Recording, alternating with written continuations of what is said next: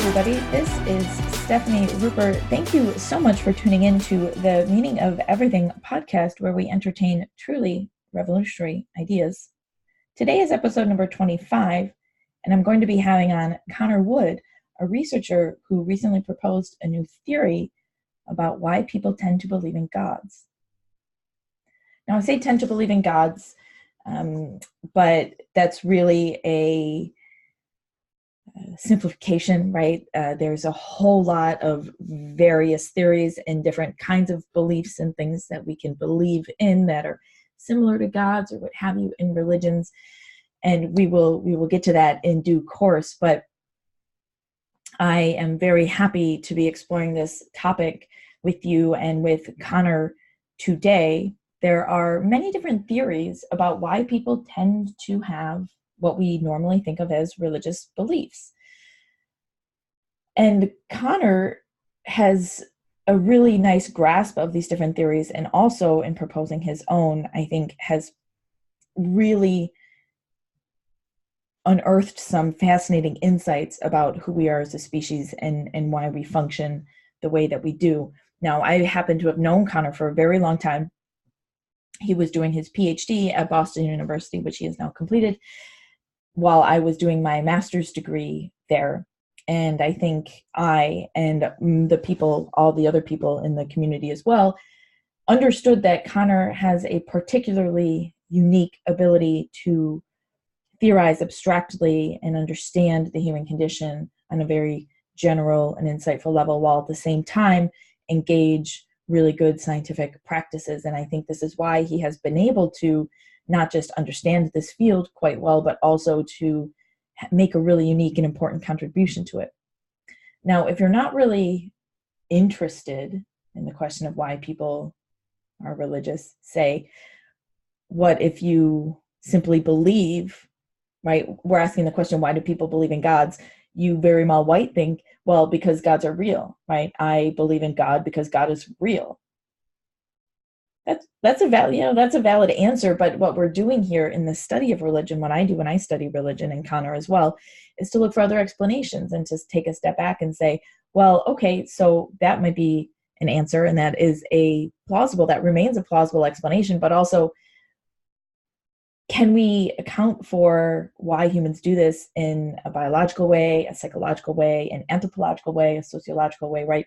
Can we look at commonalities that we witness across human cultures and sort of tie the strings together to make sense of this phenomena and how it might have arisen in human history and how and why it functions the way that it does today? And it's all really deeply fascinating, important stuff to be thinking about when we want to understand religion, when we want to understand who we are as a species, when we want to understand our institutions. And to reiterate, and I find religion quite fascinating, and so it is all just quite fascinating. So Connor and we just spoke. Connor and I talk for a long time, so I should get to it. Just to tell you a little bit about his background, he is currently a researcher, a postdoctoral researcher at the Institute for Mind and Culture. I believe I got that correct, for Mind and Culture in Boston, which has some affiliations with, but is not officially affiliated with, Boston University. Connor got his PhD at Boston University in religious studies, and specifically in the scientific study of religion. Previously, he studied creative writing at the University of Wisconsin-Madison. Connor's interests include the intersection of religion and ideology, religion and science, evolution, and ritual theory. Connor's recent academic work has focused on signaling theory and self-regulation in religious groups. He is now working intensively on this new set of theories about belief. He's also written several encyclopedia articles, and this is what it says in his Huffington Post profile, on shamanism, and one shared vodka with a German-speaking shaman in Mongolia. Connor is a fantastic guest, and I am super excited to have on this brilliant doctor. So here we are, Dr. Connor Wood. Hi, Dr. Connor Wood. How are you? I'm good, Stephanie. How about you? I'm good. I'm feeling feeling nostalgic for Boston because you're in the area, but I'm not. I never really took to the place. I'm happy that you're happy there. Yeah, not everybody digs Boston. No, I think it's people have very polarized feelings about it, Yeah, my impression is that people who live in the Alston area for grad school or undergrad end up hating Boston, and then those of us who move to Jamaica Plain or one of the other neighborhoods end up finding them. I lived in Cambridge for 3 years. Yeah, maybe it just wasn't. Oh, okay, that's right. It was my fault. I was not a good resident.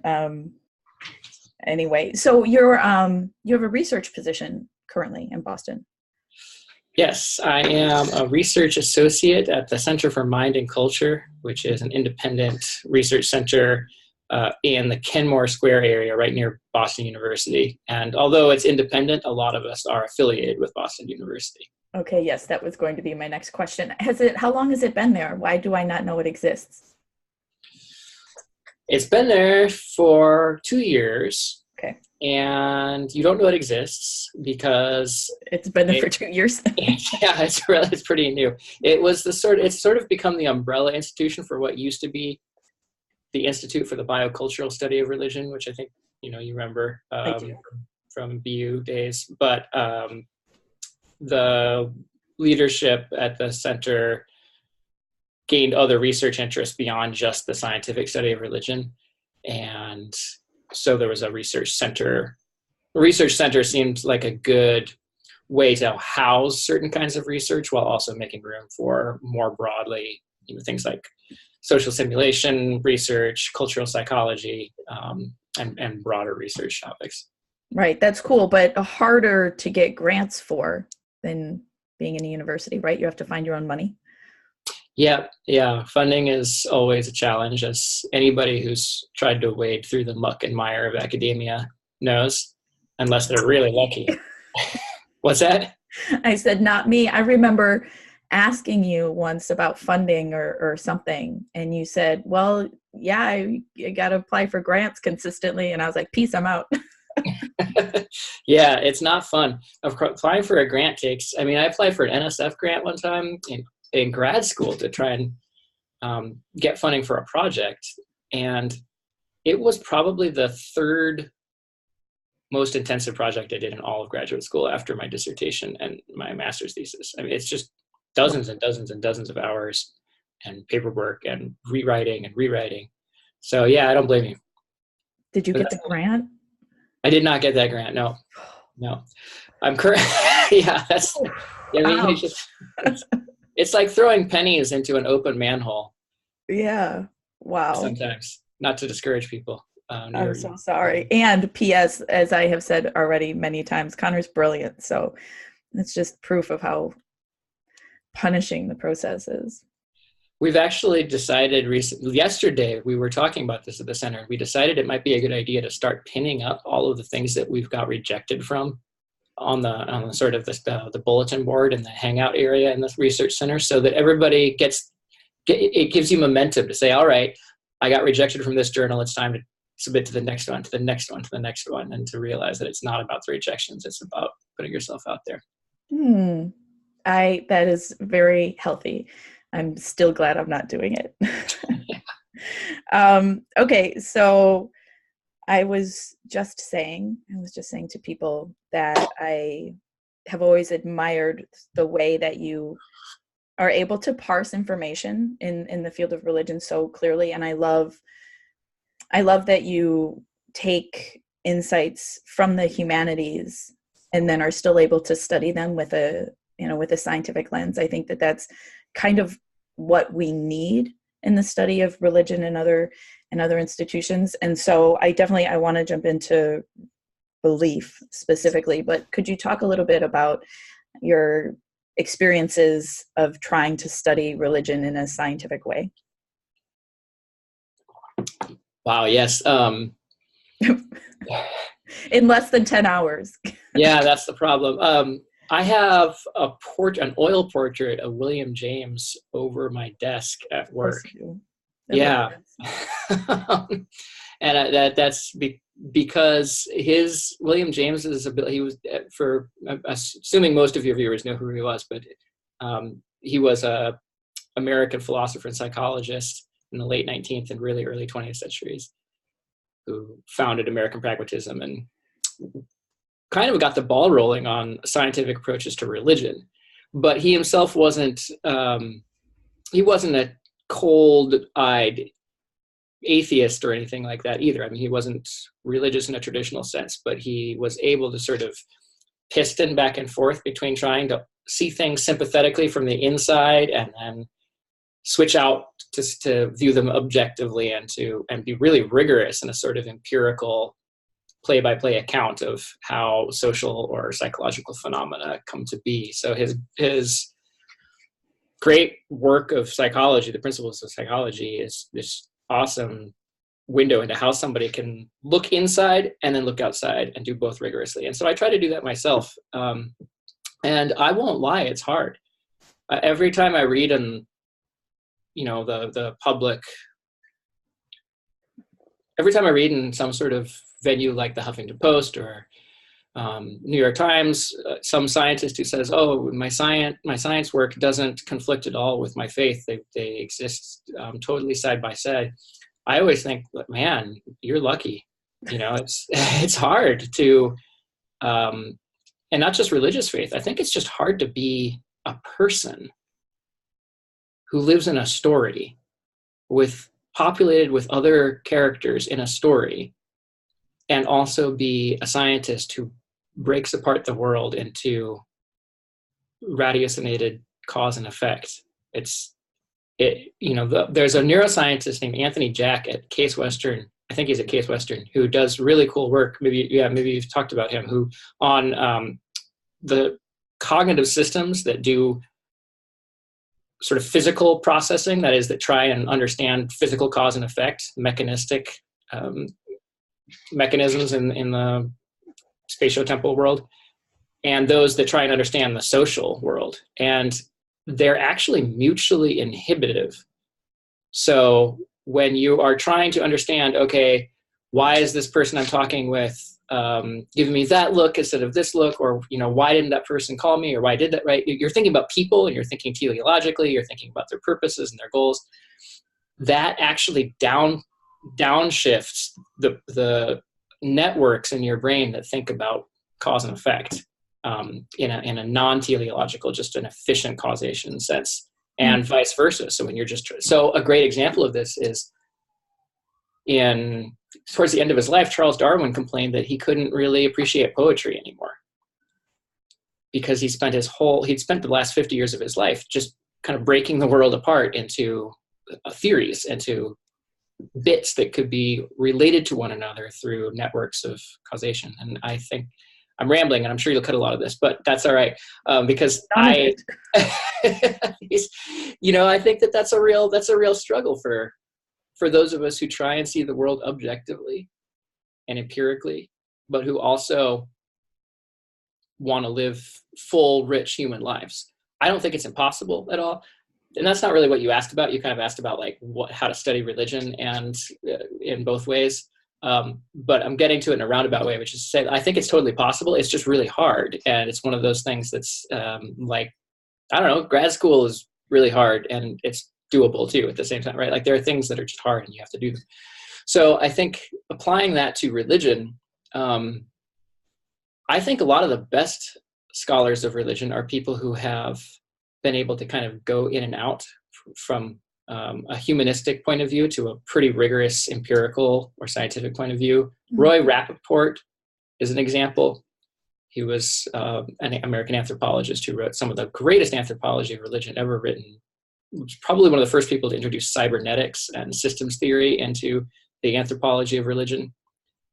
But you could tell he also really understood the way that ritual worked internally to people's lives in a sympathetic way. And his work would never have been as good if he hadn't had that internal view. So I try to do that, and it's a bit like trying to stride a chasm, where you've got one leg on one side and one leg on the other. But I think it does produce the best insights.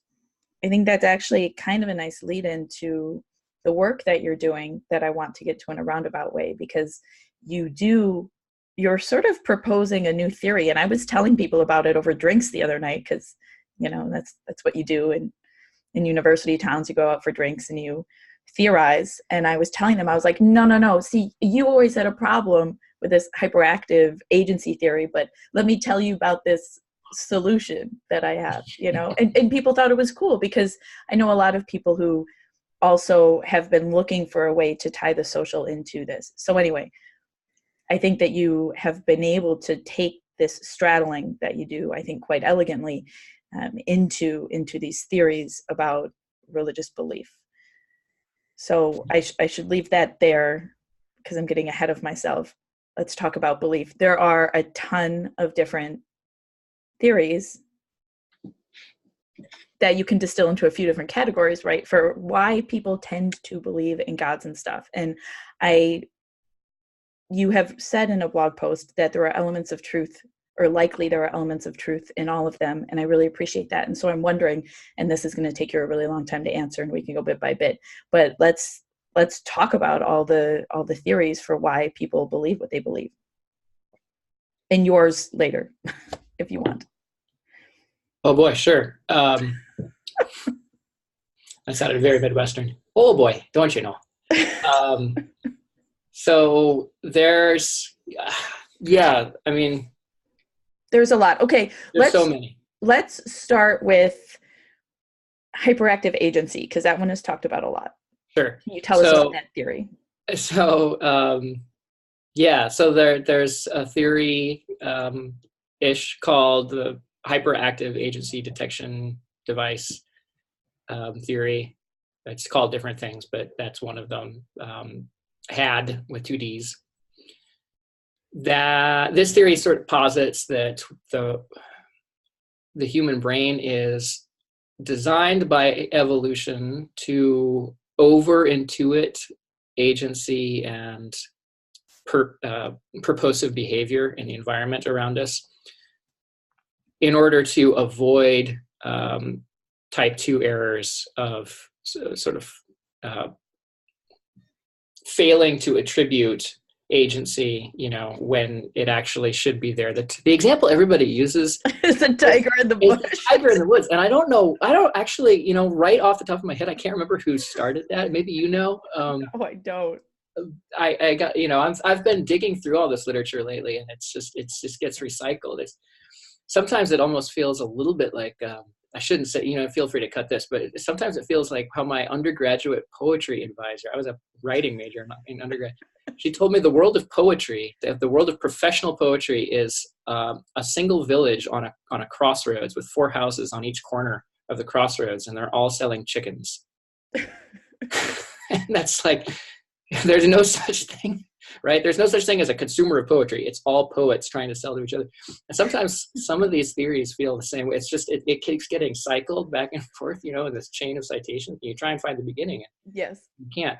Okay. But so the tiger example is that, like, if you're, so pretend that you're a person from 50,000 years ago and you're wandering through some sort of primeval forest and you hear a crack in the weeds or the bushes nearby. The argument is that it's better to select for humans who will think that that's some sort of an agent, like a tiger, than humans who will be like, oh, that's just a stick, right? Because if you err too much on the side of no, any noise is just a stick, or it's just it's just something that happened, then you're going to be the first one to get pounced on by a tiger, and you will therefore not contribute your genes to the next generation. Meaning, on the long run, it's the people who are a little have hyperactive agency detection devices that will survive. And the argument is that this is a major contributor to our propensity for intuiting invisible agents, spirits and gods and ancestors and so forth in our environments, that our brains are sort of constantly scaring up images of persons that maybe we can't see because of this bias. This is a cognitive bias towards agency imputation or agency inference. What's missing in that, so I think many people would agree that what's missing in that story is how exactly you get from, thinking that there's a tiger in the woods to, like, Jesus Christ is the second person of the Trinity, right? Like I don't want to be unfair to the hyperactive agency detection theory, because many people who have written about it have been pretty clear that it's not an explanation for determinate religious beliefs, for specific religious beliefs. I mean, right? It's a suggestion, it's a hypothesis about why it is that our brains are predisposed to take seriously stories about invisible agents in the first place. So it's a little unfair to say that the HADD theory or thesis can't explain Jesus as the second person of the Trinity, or Krishna as the seducer of the Gopi girls, or whatever story you want to talk about, because it's not actually meant to do that. So trying to be fair to it. Okay, cool. And I was sold by that for ages, but that's actually because I didn't really know that there were alternatives. And so, well, obviously reading in the field helped a lot. There were other things, right? There's minimally counterintuitive beliefs, which is interesting, right? It seems like, and this I think is a little bit easier to show as a phenomena that happens for us, as opposed to the HAD device, right? Like can you test for the HAD device? I feel like minimally counterintuitive beliefs are something that we have seen happen over and over again in studies. Yeah, that's actually, so both of those points together are something I want to tie them up, because before I move on to the MCI, minimal counterintuitiveness theory, the major failing, I think, with hyperactive agency detection story, I'm just going to call it story because it's not really a hypothesis, it's not really a theory, it's sort of a globular mass of predictions. So anyway, that's for the philosophers of science to worry about. But the problem with the HAD story is, for me, not the problem of like explaining how it produces particular beliefs in particular local or global spirits or gods or whatever, but that every other mobile animal should have the same bias. Kim Sterelny, a philosopher from Australia, recently made this point in a brilliant journal article saying, like, guys, if this is what causes religious belief, then mice, I don't think he said mice, but like any animal should have religious beliefs, because they should all have been selected to be more highly attuned to signs of agency. I mean, rabbits, come on, everything is out to get them, right? If you're a rabbit, you better be really, you're not, I mean, we can't get picked up out of the air by hawks. Rabbits can. And so of course they should be like, wow, look, everything is a sign of agency. But when you actually, I mean, I've personally never seen rabbits outside of a Beatrix Potter book holding any sort of a ceremony or ritual. And it doesn't really seem like they do. So there's something left to explain, right? Like, this is not unique to humans. Every animal shares this. So why is it that we're the ones that build temples or go out into the woods and sacrifice things before we go on our hunt, or whatever? So minimal counterintuitiveness is a good seg off of that question, because it points up the fact that we need abstract representations in order to get religion off the ground. We need language, because language allows us to talk about stuff that isn't there, and imagine things that could not be there in a way that animal communication can't. I don't know why I'm going back to rabbits, but rabbits can communicate with each other quite well. They can say, I'm friendly, I'm not friendly, whatever. They have all kinds of messages that they can send through sounds and body language and so forth. And anybody who has a pet knows that. But animal signaling is almost completely limited to immediate somatic states or environmental questions, right? Like, so a dog can say, there's a scary thing out front right now, right? Like, owner, go check it out.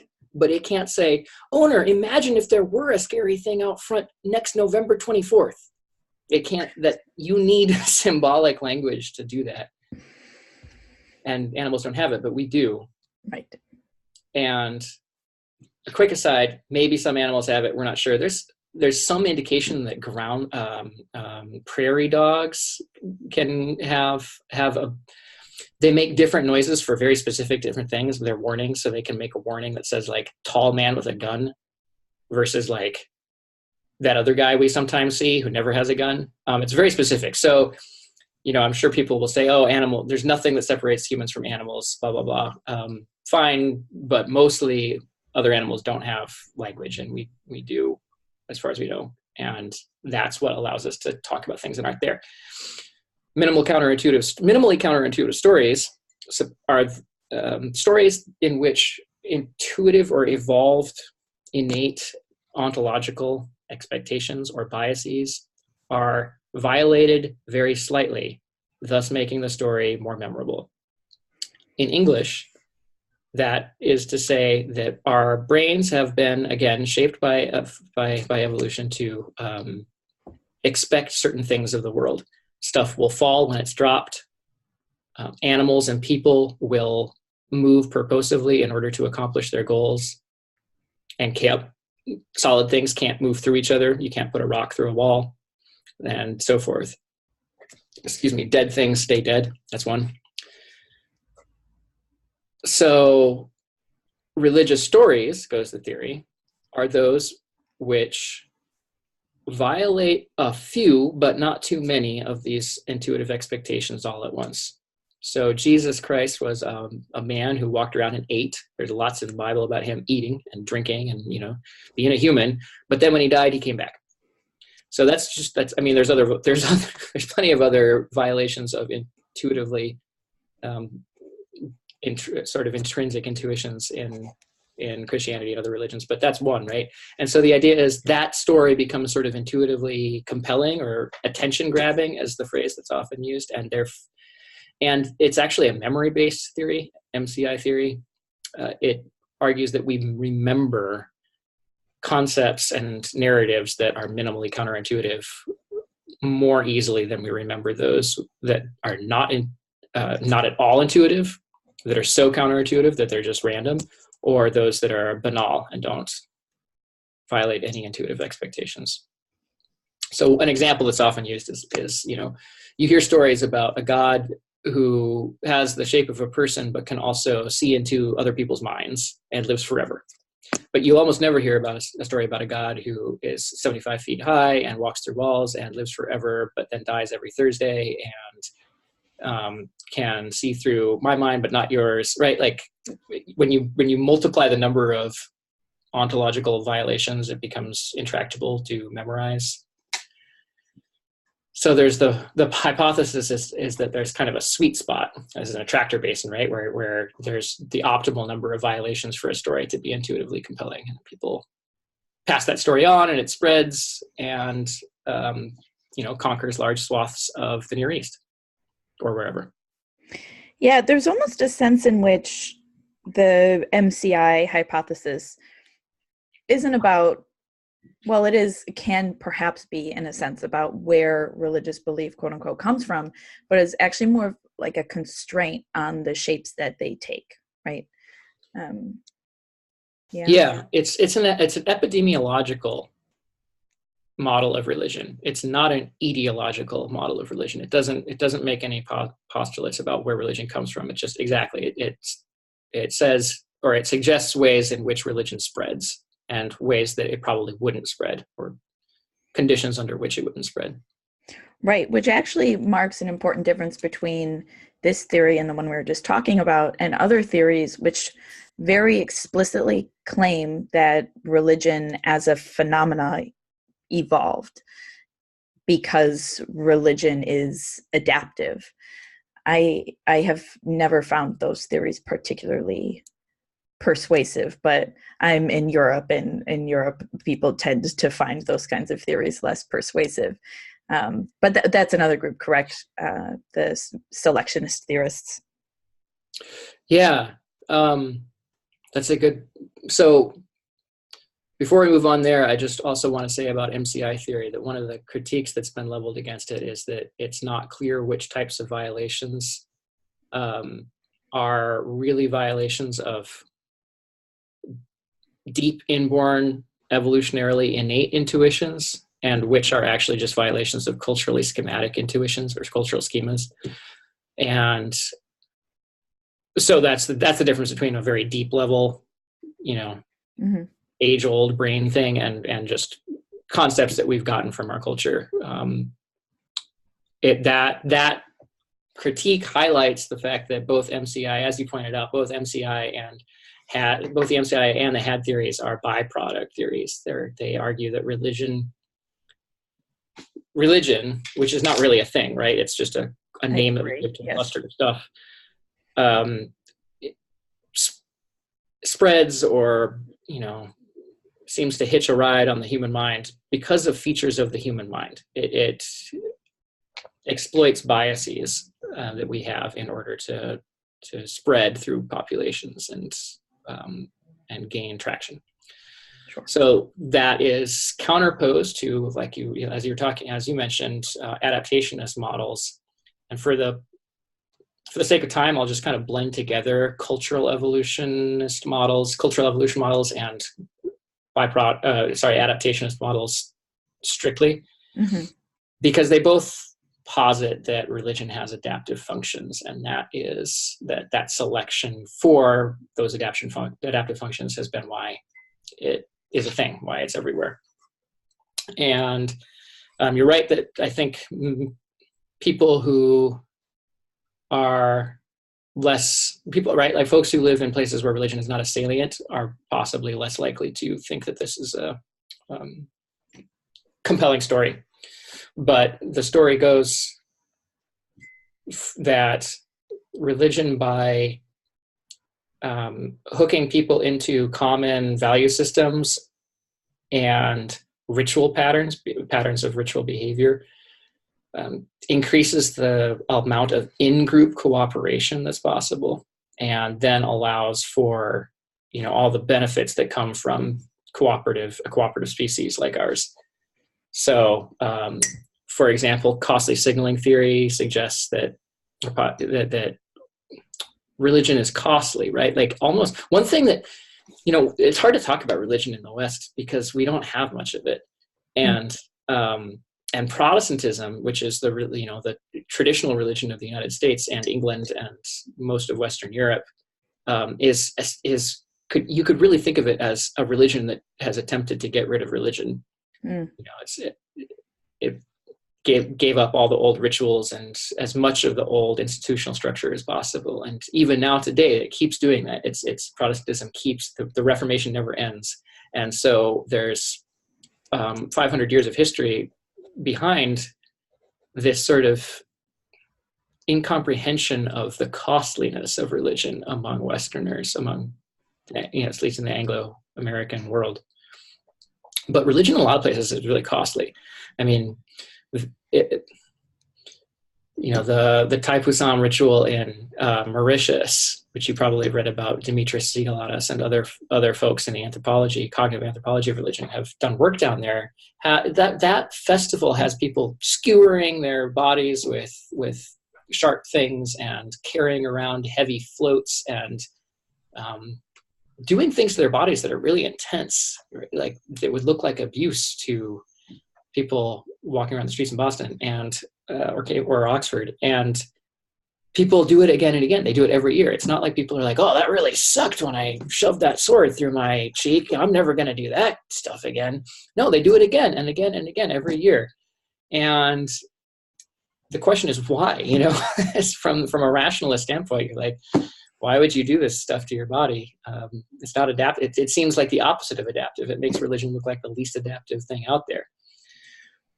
But adaptationist logic in evolution encourages us to think, okay, if we see something repeated over and over across contexts, then is there a function that they could be serving? Is there a reason that behavior could be conserved? So, stepping carefully here, it is not the case that people in all sorts of different cultures shove swords through their cheeks. That's limited to relatively few, although more than you think, number of cultures. But it is the case that people commit costly sacrifices in the name of posited supernatural beings or ancestors or gods or other things like that all over the world.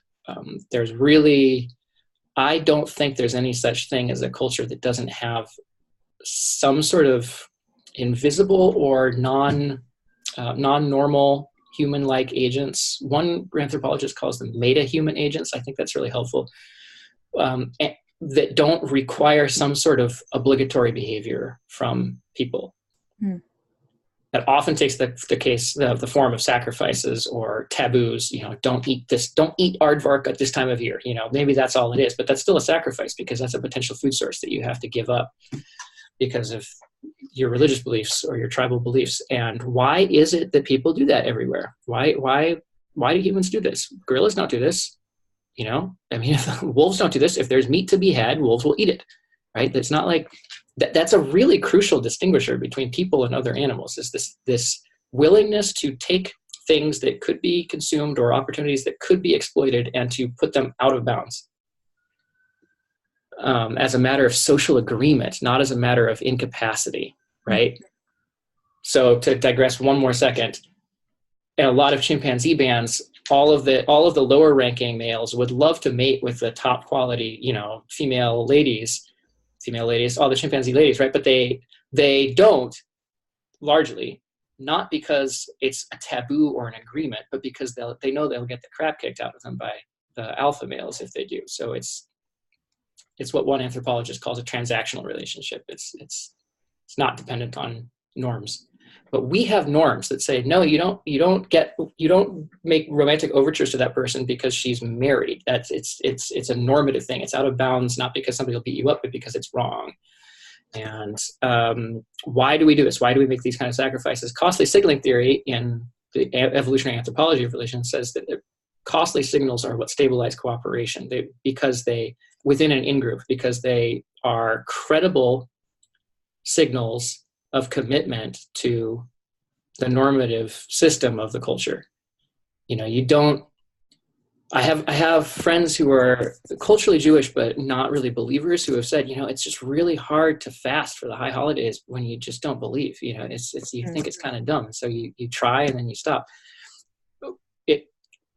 When you are really committed, it becomes easier to do the difficult and get costly things. So, and that when you're in your religious community, whether it's a Protestant church or a Jewish temple or a hunter-gatherer band, and you see other people all doing the costly things that are required of them or expected of them because of the supernatural system, you think, okay, this is a group of people who are going to do these things that we're all expected to do.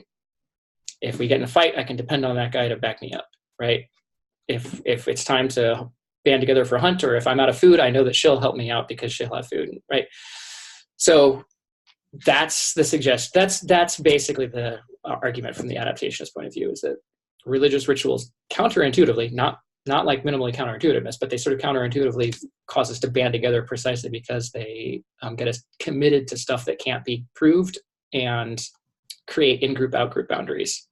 So, if you're walking around a cosmopolitan city and you see somebody else who's wearing the same religious attire as you say, okay, that's somebody who shares my tribe. Okay, maybe I'll trust them a little bit more. So this is sort of one of the drivers of ethnic distinctions and so forth, which means that when people make the claim that religion breaks people up into groups, they're not wrong.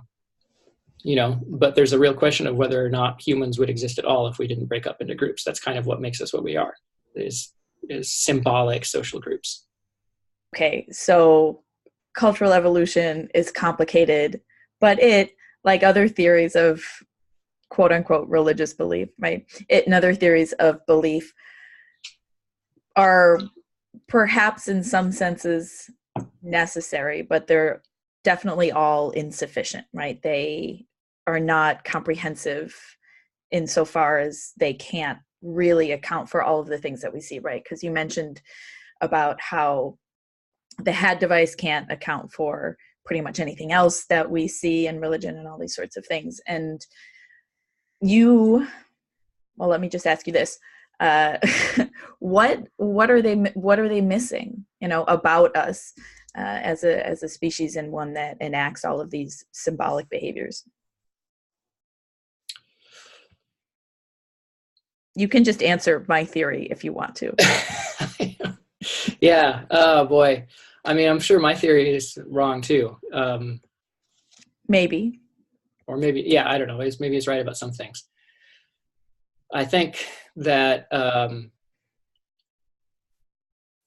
adaptationist theories have not always done a great job of explaining two things. One of them is the tendency for religious belief to center on meta-human agents, spirits and gods. Why is that? Why do we have the particular focus on beings, personal beings that are like us, but that are not necessarily present in the same way that we are? Because it seems plausible that you could get commitment on the basis of other kinds of non-falsifiable beliefs. An example is, like a sports team. People rally around the symbols of the Boston Red Sox, and that's a pair of socks. Like the symbol is a pair of socks, right? So they get really rabid too about it.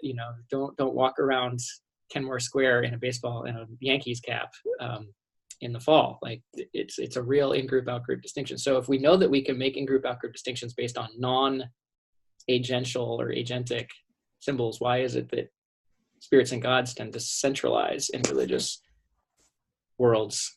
And they also, adaptation accounts haven't always, some of them have, but haven't always dealt with the maladaptive consequences of religion, like why it is that people blow each other up over these things, or why people can persist in praying about something when but then not actually go out and try and change the world in order to accomplish their goal. To be completely fair, that's not the job. That's not what adaptationist theories have gone out to do.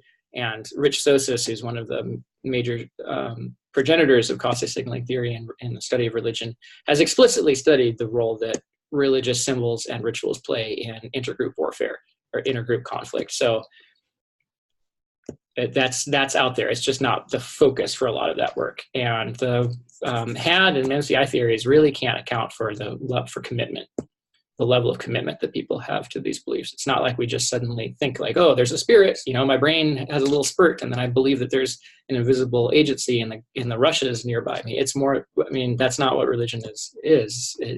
Religion is costly commitment to these beliefs.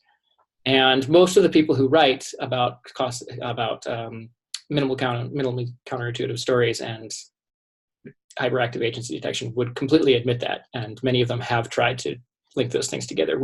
I just don't think they've always succeeded in a way that really does justice to the full weirdness of religion. There's also the sense that like religion is really weird, mm-hmm. and trying to put it in an explanatory box is doomed to failure. In some sense, that doesn't mean that it doesn't create useful understandings. I do empirical and quantitative work on religion. I'm trying to do explanatory and reductionist work, full stop. That's totally fine. It's just, there's always going to be like things that spurt out the sides because it's a human phenomenon and humans are weird. Religion is weird. So a colleague of mine, John Shaver, who's at the University of Otago in New Zealand, recently published an article in this cool innovative journal called Evolutionary Studies in Imaginative Culture, which tries to link evolution and the humanities, which is not an easy thing to do in the contemporary academy. We published this article arguing that supernatural beliefs or beliefs in gods and spirits are so widespread in religious and all cultural traditions because they are essentially roles, they're role templates that don't have or don't require occupants. And that's kind of a bit of an about face from what we were just talking about.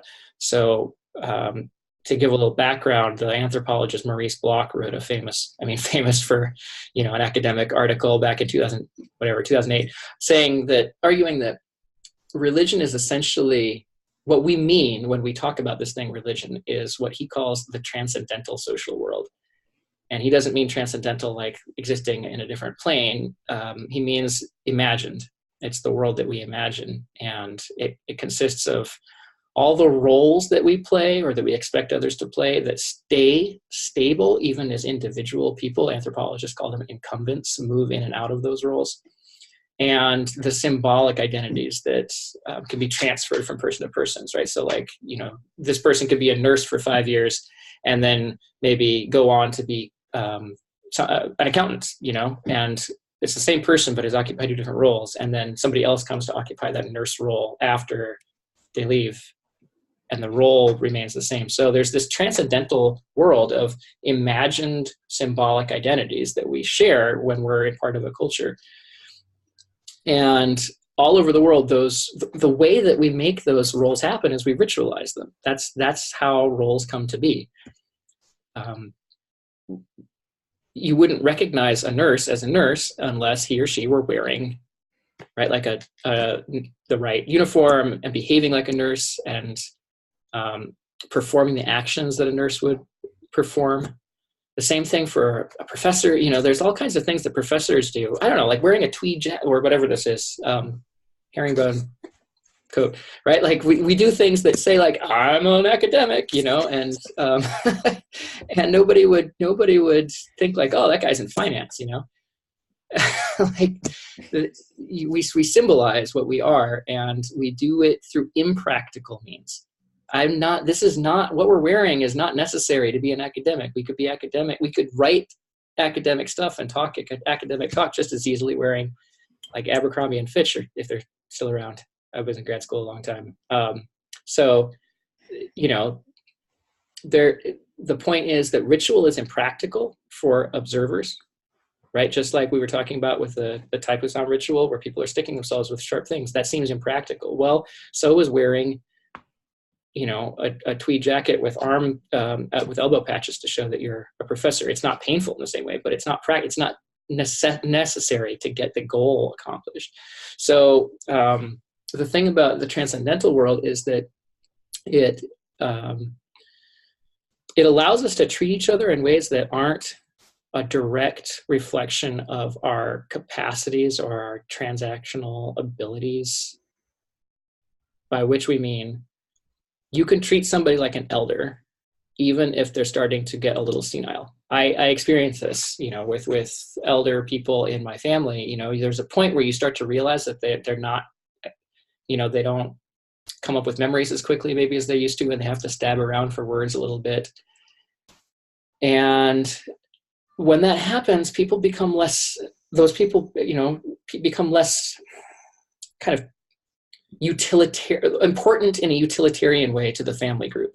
You're not going to go to grandma to ask her for help, negotiating a way to get out of, a dispute you're having with a neighbor that she's known for a long time, if she's not as there as she used to be mentally. And so people can become less important in a utilitarian way, and yet we will still treat them with the respect, potentially, not everybody does this, but we can treat them with the same respect that they should be owed on the basis of just their role, which is elder. And this is why human groups are often led by people who are not the biggest, the strongest, the tallest, and the most dominant. Presidents tend to be taller than the average person, but like Barack Obama was not somebody who you would think would be able to beat up everybody that he met in a fight. He's a professor. And the fact that we can elect somebody whose strength is their intellect and their social skills to an office of that importance, and then treat them, with many exceptions, right? Many people didn't treat Barack Obama that respectfully, but the ritual still happened. He was still treated like president by virtually everybody, in the White House. That doesn't, and in a lot of like tribal cultures, the leader is like an older man who can't hold his own, who couldn't hold his own in a fight with young men anymore, but people look up to and respect him anyway. Okay, so this is really unusual about humans. We have what Joe Henrich, a researcher, evolutionary human biologist at Harvard, calls a prestige hierarchy. So we can respect each other not on the basis just of what we can do to each other physically, but how much we respect each other. And you can respect people based on the roles that they have, not just their intrinsic traits. Maurice Bloch argues that this is what religion is. Because religion is the source.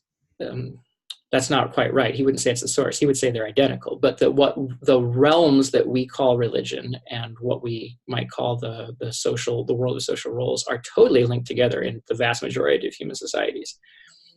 To use an example that probably seems offensive to many Western ears, in a lot of Hindu families, the man of the house is treated in almost exactly the same way that an icon of a god is treated. There's the same sort of respectful behaviors and deference, right? So Maurice Bloch argues, like, look, this is religious behavior. We treat roles in ways that are not really distinguishable from the ways that we treat gods and spirits. The difference is, this is what John and I are arguing, that gods and spirits don't have physical incumbents most of the time. There are exceptions, such as in Haitian voodoo, where there are spirit possession rites, right? But for the most part, you know, if a Hindu housewife goes to pay veneration to a shrine of Krishna, like it's a statue, you know, and Krishna doesn't interact in the same way. So what's important about that is that gods and spirits that we interact with in that way are sort of like grandma, in that they are not utilitarian players on the social scene. You can't get stuff out of them in the same way. You can't threaten them. You can't bargain with them. They're not going to hit you over the head if you insult them, you know, right at that moment, you know. So there's little transactional incentive to behave properly to a god that you worship or an ancestor that you venerate. You don't get much out of it practically right then and there. Instead, what you get, John and I argue, is a habitual inculcation into the norms of your transcendental social world. You, by venerating the ancestors in the way that they are supposed to be venerated, for example, in a Chinese village, you know, you are showing, sort of by definition, that you are willing to treat people, or you are willing to treat things according to their transcendental roles, their templates, in circumstances where there's no direct utilitarian trade-off. So we think that this is part of the reason why meta-human agents like spirits, gods, and ancestors tend to gravitate towards the center of transcendental social schemes. It's almost like if you imagine a network of all the possible nodes or roles that you could play in a society, at the center are the ones that nobody actually ever plays personally as a flesh and blood person. Because having that empty space, sort of, right, that empty set in the middle of it's not really an empty set, that's a bad mathematical metaphor, but right, like in the middle of this network is what stabilizes the rest of the network, because it requires behavior, deontic, that is normative behavior, without a utilitarian trade-off from everybody in order to be sustained. So if you don't sustain your transcendental social figures, then the rest of your network is, I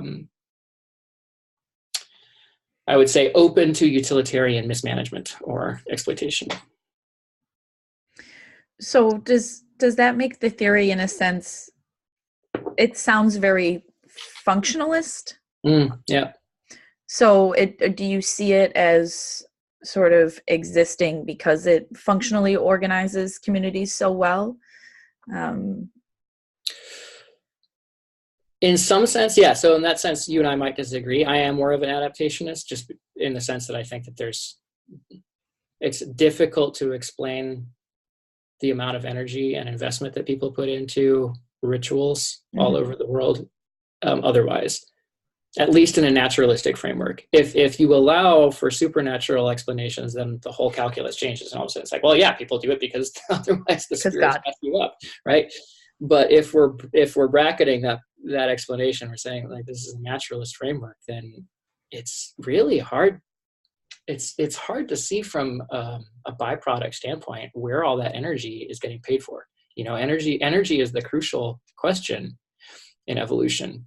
One of the crucial questions, right? Like if you're expending energy on a structure or a behavior,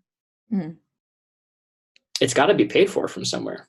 And if there's no payoff in terms of fitness, then it seems unlikely that a costly behavior or structure would be retained. Does there have to be a payoff if it's something that, well, could the payoff be simply, well, I am in a really crappy situation right now, but this God is promising me something, right, that my disease will go away or the famine will go away or what have you, right? And so is the payoff simply the hope or the solace that comes from this sort of thing? Or of course there's all that existentialist thinking about some sort of staving off, right? And so you could look at it in very pragmatic terms, or you could look at it in very existential terms, but could a payoff be something that is just some sort of psychological benefit? Well, that's a different accounting system. It's possible. I mean, it's possible. Yeah, people do get psychological benefits from religion, and some people get psychological. Yes, absolutely. Well, right. In that sense, I would look at it more as something that's Foucault. Could I say Foucauldian? Right, something that is just humans are compelled by powers and by hopes and fears, and so I tend to see religion as something that is somewhat adaptive, but also a byproduct or really intensely leveraged on us and by us because we are so embedded in these networks of power. Yeah, I mean, I think that's sort of that's implicit, right, in the idea of a transcendental social framework. Where does the transcendental social framework come from? It's normative. Anybody who's ever tried to lead anything knows that people often resist norms. So if you want everybody to be on the same page about what it means to be a nurse or a president or an elder, then in some way you need to have some coercive, tools. That seems amoral, but just looking at it from an anthropological point of view, like it's hard to get everybody on the same page about things without power. And what Maurice Bloch is arguing is that the transcendental social framework is something that people are basically on the same page about, even if they would rather not be. It's not like, I mean, that's Foucauldian in the sense that there's all kinds of resistance to it. People are constantly, challenging the transcendental social framework. People don't treat elders the way that they deserve, or they deserve according to the norms of the system. People push back in different ways. But there's a sense in which if a critical mass of people upholds the norms, then everybody still recognizes like, oh, I ought to treat that person that way, even if then they don't. And there's a big difference between a feeling of I ought to treat that person that way, but I choose not to, and I don't even recognize that I'm supposed to treat that person that way. In the one, you have a stable transcendental social framework, and the other, it's gone. So yeah, there's power structures are a big part of this. I don't think that's incompatible with. I mean, I've thought for it's quite a long time that functionalist social explanations and critical social explanations actually imply one another. They're often described as being at odds, but I think that I have a relatively tragic view of the human condition, and I don't think it's incorrect to say that the social processes and structures that sustain us are exactly the ones that also oppress us, and there's actually no way out of that bind. I happen to agree with you.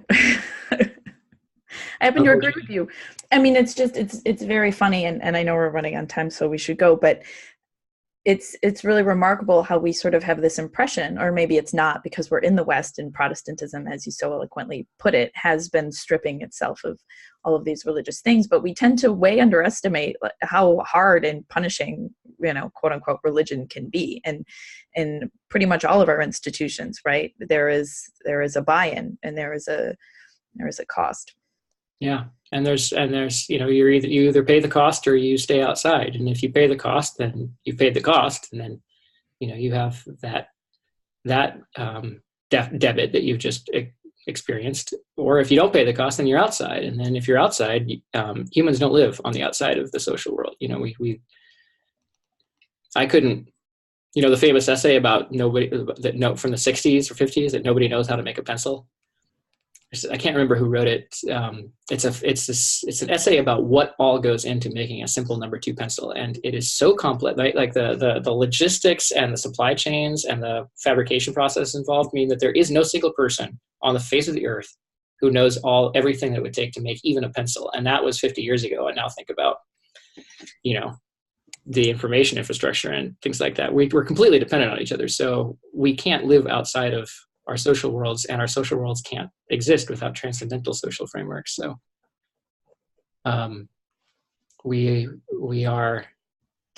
that's our situation. That is our situation. I want to let you go. I'm wondering if you have any last reflections, or if you want to talk at all about how your ideas sort of impact the way we see and think about religion before we head off.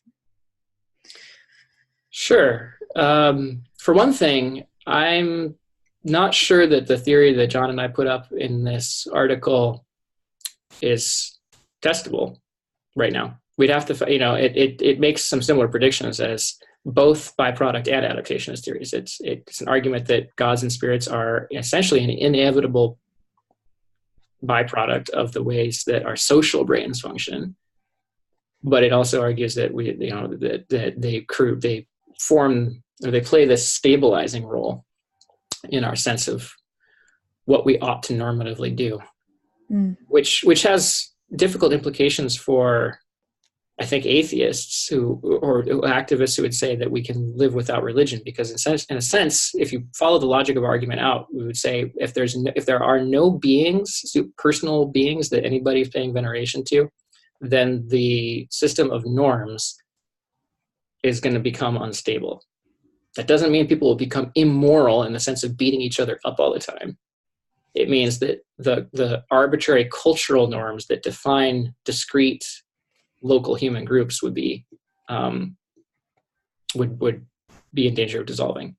So can we live without that? I don't know. We'll see. In one sense, I think that the uptick of belief in sort of paranormal things in some parts of Northern and Western Europe makes me think that, as Sweden has gone from being pretty Christian to being very, very non-Christian over just a couple of generations. People say, "Oh, people need something. They're going to believe in something."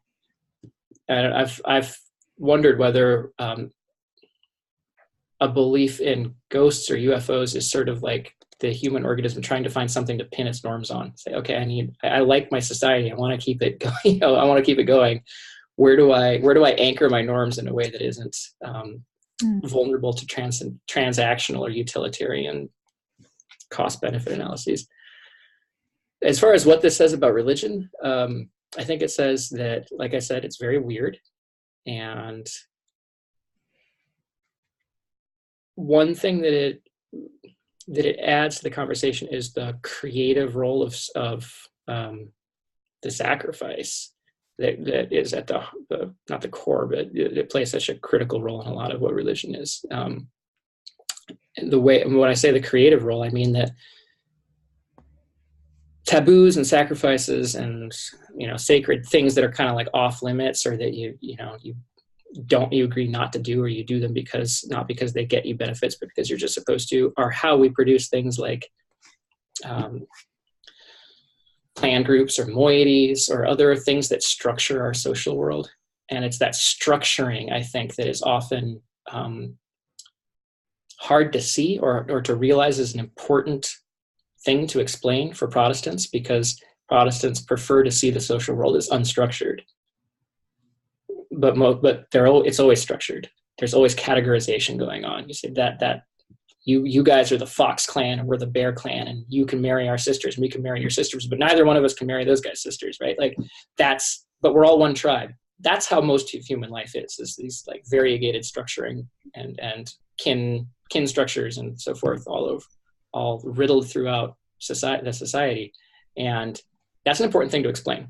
We think that our theory helps explain, at least put the cognitive science of religion back in contact with that question, and hopefully will help people to at least get thinking about how to cognitively explain the deep structuring of human societies.